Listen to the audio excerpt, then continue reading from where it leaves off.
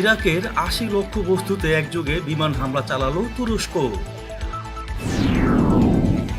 কাতারে এবার তালেবান ও আফগান সরকার শান্তি বৈঠকে বসছে। লিবিয়ায় দুটি স্থায়ী ঘাঁটি স্থাপনের পরিকল্পনা করছে তুরস্ক। আলোচনাতেই নেপালের সঙ্গে ভুল বোঝাবুঝি অবসান চায় ভারত। তুরস্ক সফরে গেছেন ইরানের পররাষ্ট্রমন্ত্রী, বিশেষ গুরুত্ব পাবে বাণিজ্য। উত্তর সাগরে মার্কিন F-15 যুদ্ধবিমান বিধ্বস্ত, পাইলট নিখোঁজ। জাতিসংঘ লিগ্যাল কমিটিতে ইসরায়েলের মনোনয়নের বিরোধিতা করল আরব গ্রুপ। পাকিস্তানে নিখোঁজ সেই দুই ভারতীয় দূতাবাস কর্মকর্তার সন্ধান মিলেছে। বর্ণবাদ বিরোধী আন্দোলন আমেরিকার গভীর সংকটের বহিঃপ্রকাশ, বলল পুতিন। ইস্তাম্বুলকে ইসলামী অর্থনীতির কেন্দ্রস্থল বানাবো, বলল এরদোগান। জাতিসংঘ নিরাপত্তা পরিষদে চাপ সৃষ্টি করছে আমেরিকা, বলছে রুহানি। করোনা মোকাবেলায় দেশবাসীর পরামর্শ চাইলেন মোদি। এবং সবশেষে থাকছে যে দুটি কারণে ভারত পাকিস্তানের মধ্যে নতুন উত্তেজনা। ইরাকের উত্তরাঞ্চলে অবস্থিত কুর্দিস্তান ওয়ার্কার্স পার্টির অবস্থানে ভয়াবহ বিমান হামলা চালিয়েছে তুরস্ক। একটি দুটি নয়, মোট ৮০টিরও বেশি কুর্দি লক্ষ্যবস্তুতে আঘাত আনে তুরস্কের জঙ্গি বিমান। সোমবার ১৫ জুন তুর্কি প্রতিরক্ষা মন্ত্রণালয় দাবি করেছে পিকেকে কুর্দি গেরিলাদের অবস্থান লক্ষ্য করে এসব হামলা চালানো হয়েছে। মন্ত্রণালয়ের বিবৃতিতে বলা হয়েছে, অপারেশন ক্লো ইগল শুরু হয়েছে এবং আমাদের জঙ্গি বিমান সন্ত্রাসীদের গুহাগুলো ধ্বংস করে দিয়েছে। আন্তর্জাতিক গণমাধ্যম আল জাজিরা জানিয়েছে, অপারেশন ক্লো ইগল নামে ইরাকের উত্তরাঞ্চলের সন্দেহভাজন কুর্দিদের কয়েকটি অবস্থানে এসব হামলা চালানো হয়। আফগানিস্তানের সরকার ও তালেবান গেরিলারা প্রথমবারের মতো উচ্চ পর্যায়ের শান্তি বৈঠকে বসতে যাচ্ছে। কাতারের রাজধানী দোহায় এ বৈঠক অনুষ্ঠিত হবে। তবে এ বিষয়ে দুই পক্ষ থেকে এখনো সুনির্দিষ্ট কোনো তারিখ ঘোষণা করা হয়নি। গত রোববার আফগান সরকার এবং তালেবান গেরিলারা শান্তি বৈঠকের ঘোষণা দিয়েছে। এর আগে কাতারের রাজধানী দোহায় মার্কিন সরকারের সঙ্গে তালেবানের দীর্ঘ আলোচনার পর চলতি বছরের প্রথম দিকে একটি কথিত শান্তি চুক্তি সই হয়। আফগান সরকার শিগগিরই ৫,০০০ তালেবান বন্দীকে মুক্তি দেওয়া শেষ করবে। এরপরেই আগামী এক সপ্তাহের মধ্যে সরকার ও তালেবানদের মধ্যে শান্তি বৈঠক হতে পারে। লিবিয়ায় দুটি স্থায়ী সামরিক ঘাঁটি স্থাপনের পরিকল্পনা করছে তুরস্ক। লিবিয়ার বিদ্রোহী জেনারেল খলিফা হাফতারের অনুগত গেরিলাদের কাছ থেকে বেশ কিছু অঞ্চল পুনর্দখলের জন্য যখন দেশটির সরকারি সেনারা অভিযান চালাচ্ছে, তখন এই খবর বের হলো। সামরিক সূত্রের বরাত দিয়ে তুরস্কের ইয়ানি শাফাক পত্রিকা জানিয়েছে, কৌশলগত মিসরাতা বন্দরে তুরস্ক একটি ঘাঁটি করার পরিকল্পনা করেছে। এছাড়া রাজধানী ত্রিপলির দক্ষিণে আল ওয়াতিয়া বিমান ঘাঁটিকে ব্যবহার করবে আঙ্কারা।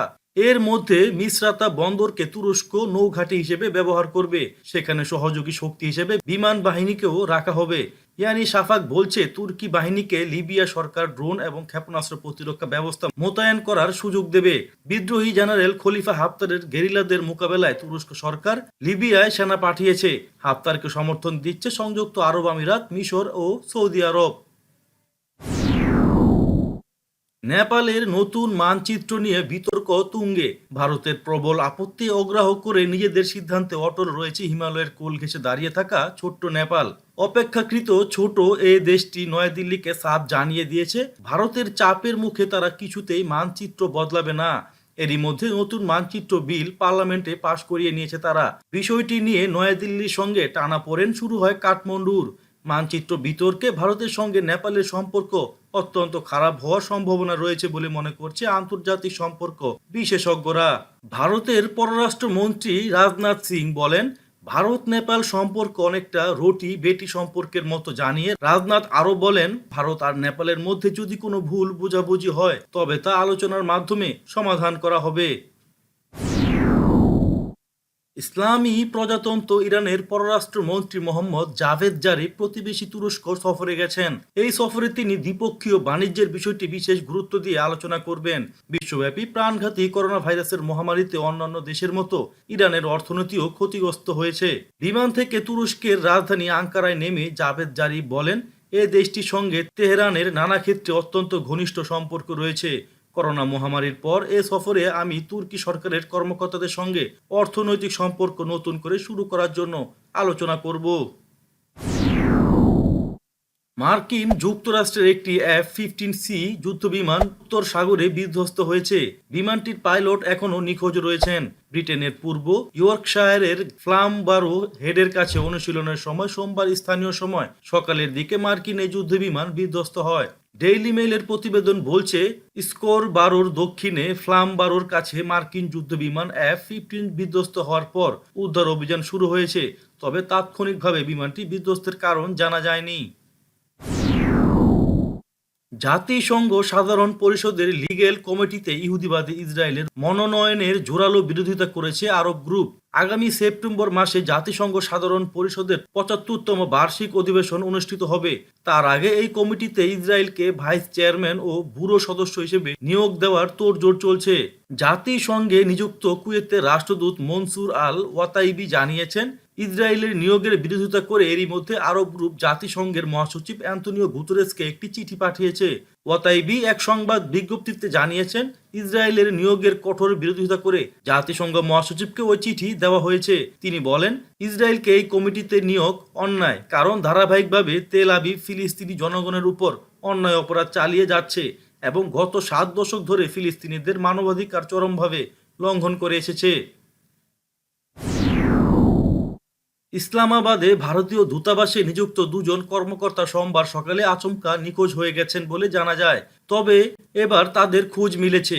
ভারতীয় দুই কর্মকর্তাকে নিজেদের হেফাজতে নিয়েছে পাকিস্তানের গোয়েন্দা সংস্থা ইন্টার সার্ভিসেস ইন্টেলিজেন্স ISI। ভারতে নিযুক্ত পাকিস্তানের চার্জ ডি অ্যাফেয়ার্স ও পাকিস্তানি পররাষ্ট্র মন্ত্রণালয় থেকে এ তথ্য স্বীকার করা হয়েছে। দূতাবাস কর্মী নিখোঁজের ঘটনা জানতে চেয়ে পাকিস্তানি রাষ্ট্রদূতকে নয়াদিল্লিতে তলব করে ভারতের পররাষ্ট্র মন্ত্রণালয়। এর আগে সোমবার সকাল 8টা নাগাদ ওই দুই কর্মকর্তা হাই কমিশন থেকে ইসলামাবাদ বিমানবন্দরে যাচ্ছিলেন অন্য দুজন কর্মীকে আনতে। রাস্তায় তাদের আটক করে ISI এর অফিসাররা। তাদের বিরুদ্ধে হিট অ্যান্ড রান এর মামলা দিয়ে হেফাজতে নেওয়া হয়। গত 1 জুন দিল্লিতে পাকিস্তানি হাই কমিশনের দুই কর্মীকে আটক করে পুলিশ। ভারতের দাবি, গুপ্তচর বৃত্তি করার সময় তাদের হাতে নাতে আটক করে পুলিশ, পরে তাদের দেশে পাঠিয়ে দেওয়া হয়। তারপর থেকে দুদেশের মধ্যে উত্তেজনা ছিল। পাশাপাশি ইসলামাবাদে ভারতীয় হাই কমিশনের কর্মীদের নানাভাবে হেনস্থা করা হচ্ছিল। রাশিয়ার প্রেসিডেন্ট ভ্লাদিমির পুতিন বলেছেন, আমেরিকা চলমান বর্ণবাদ বিরোধী আন্দোলনের মধ্য দিয়ে দেশটির অভ্যন্তরীণ নানা গভীর সংকটের চিত্র বেরিয়ে এসেছে। তিনি বলেন, আমেরিকা যা ঘটছে তার মধ্য দিয়ে দেশটির অভ্যন্তরীণ গভীর সংকটের কথা স্পষ্ট হচ্ছে। গত রবিবার রাশিয়া এক টেলিভিশনকে দেওয়া এক সাক্ষাৎকারে পুতিন এসব কথা বলেন। সাক্ষাৎকারে তিনি আমেরিকার চলমান দাঙ্গা এবং বর্ণবাদ বিরোধী আন্দোলন সম্পর্কে খোলামেলা আলোচনা করেন। তুরস্কের ঐতিহাসিক নগরী ইস্তম্বুলকে ইসলামী অর্থনীতির কেন্দ্রস্থল বানানোর ঘোষণা দিয়েছে তুর্কি প্রেসিডেন্ট রিসেপ তাইয়েপ এরদোগান। গত রোববার ইস্তাম্বুলে অনুষ্ঠিত 12তম আন্তর্জাতিক ইসলামী অর্থনীতি বিষয়ক ভিডিও কনফারেন্সে তিনি এই ঘোষণা দেন। এ সময় মুসলিম বিশ্বের অন্যতম জনপ্রিয় এই নেতা বলেন, চলমান উদ্ভূত অর্থনৈতিক পরিস্থিতি থেকে পরিত্রাণের একমাত্র উপায় ইসলামী অর্থনীতি। বস্তুগত সম্পদের মাধ্যমে সামাজিক ন্যায় বিচার ও সবার জন্য অসম নীতি তৈরি সম্ভব নয়। ইরানের প্রেসিডেন্ট হাসান রুহানি তার দেশের উপর থেকে জাতিসংঘের অস্ত্র নিষেধাজ্ঞা উঠে যাওয়াকে পরমাণু সমঝোতার অন্যতম গুরুত্বপূর্ণ অর্জন বলে মন্তব্য করেছেন। তিনি বলেছেন, আমেরিকা এখন ইরান বিরোধী পদক্ষেপ নেওয়ার জন্য আন্তর্জাতিক আণবিক শক্তি সংস্থা এবং জাতীয় নিরাপত্তা পরিষদকে হুমকি দিয়ে যাচ্ছে। হাসান রুহানি গত রোববার তেহরানে মন্ত্রিসভার এক বৈঠকে এসব কথা বলেন। তিনি বলেন, আমেরিকার চাপের মুখে অস্ত্র নিষেধাজ্ঞা নবায়ন করলে ইরানের প্রতিক্রিয়া কি হবে তা আন্তর্জাতিক সমাজের জানা আছে, তাই তারা যেন আমেরিকার বলদর্পিতাকে রুখে দেয়। রেডিওতে ভারতের প্রধানমন্ত্রী নরেন্দ্র মোদীর মন কি বাত অনুষ্ঠানের আরও 2 সপ্তাহ বাকি। তার আগে আজ থেকে দেশের মানুষের মনের কথা শুনতে চাইলেন তিনি। একই সঙ্গে চাইলেন করোনা মোকাবেলায় ভারতীয়বাসীর পরামর্শ। দুনিয়া জুড়ে করোনা আক্রান্ত ও ভারতে লকডাউন ঘোষণার মধ্যে অন্তত 3বার মন কি বাত অনুষ্ঠান করেছেন মোদি। শেষ অনুষ্ঠানটি হয়েছিল গত 31শে মে। এই অনুষ্ঠানগুলোতে অন্যান্য বিষয়ের পাশাপাশি কোভিড-19 নিয়েও ভারতবাসীর উদ্দেশ্যে বিভিন্ন পরামর্শ হাজির করেছিলেন প্রধানমন্ত্রী। ভারত পাকিস্তান উত্তেজনা নতুন কিছু নয়। প্রতিবেশী এই দুই দেশের মধ্যে উত্তেজনা নানা কারণে লেগেই থাকে। তবে বেশ কয়েক মাস শান্ত থাকার পর এবার দুটি কারণে উত্তপ্ত হয়ে উঠছে ভারত পাকিস্তান সম্পর্ক। ভারতের দাবি, জম্মুর পুঞ্জ জেলার নিয়ন্ত্রণ রেখায় তাদের এক সেনাকে গুলি করে হত্যা করেছে পাকিস্তান। স্থানীয় হাসপাতালের চিকিৎসক জানান, রবিবার সকাল 8টার দিকে ওই সেনাকে হাসপাতালে নেওয়ার কয়েক ঘন্টার পর তিনি মারা যান। আহত হয়েছেন আরও 2 জন। ভারত পাকিস্তান দ্বিপক্ষীয় সম্পর্কে নতুন মোড় নিয়েছে গুপ্তচর বৃত্তির অভিযোগ। পাকিস্তানের 2 কর্মকর্তাকে তাড়ানোর পর ইসলামাবাদে থাকা ভারতীয় কর্মকর্তা শঙ্কায় আছেন। ইসলামাবাদ দূতাবাসের কর্মকর্তারা অবৈধভাবে আটক এবং নির্যাতনের শিকার হতে পারে বলেও শঙ্কা করছে ভারত সরকার। ভারতকে জবাব দিতে পাকিস্তান তাদের সীমান্ত থেকে 2 দিন আগে 2 জন ভারতীয়কে গ্রেপ্তার করে। তাদের বিরুদ্ধে গুপ্তচর বৃত্তির অভিযোগ আনা হয়।